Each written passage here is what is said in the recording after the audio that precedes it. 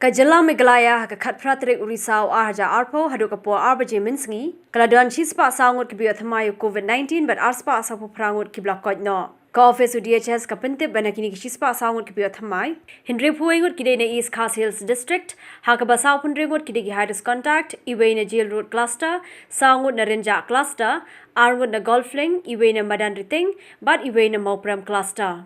Kat Prangut Kidena East Garo Hills District, Hakaba Kandringut Kidigi Hidus Contact, Iway no three Katanaka Koikakia, but Iway Nakatanat Bullet. Katlangut na West Garo Hills District, Hakaba Prangut Kidigi Hidus Contact, Iway Idebuan Panaba Jalla, but Sangut Kibates Nakabantaka Screening. Prangut na Riboy District, Hakaba Nyot Kidigi Hidus Contact, but Iway Buan Panaba Jalla.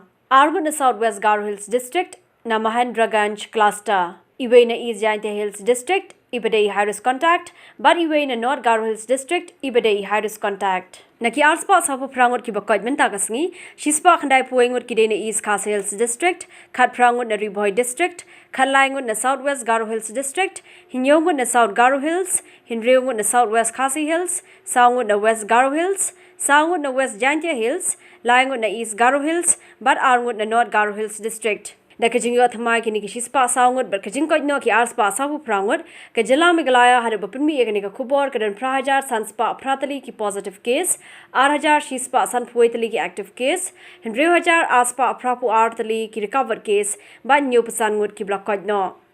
Nakini ki Arhajar Shispa Sanpuetali ki active case, Ka East Khas Hills District Ranchiajar Southpa Arpa Southali, Hakaba Arp Kandangut Kirinaka Armed Force with Paramilitary Force, but Shiajar Liespa Kandai Pasangut Kiriu Pajba. West Khas Hills District and South Kandaitali active case, Southwest Khas Hills Khatsan, Riboy District Arspan Rupunrio, Hakabasan Pungut Kirinaka Armed Force with Paramilitary Force, but Arspa Khandrio would Kiriu Pajba.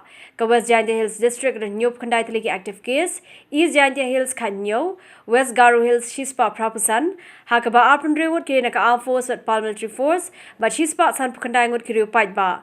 Southwest Garo Hills District Katwaitali active case, South Garo Hills Laipulai, Hakaba Iway de Naka Armed Force with Paramilitary Force, but Laipu Armut Kiriu Pajba.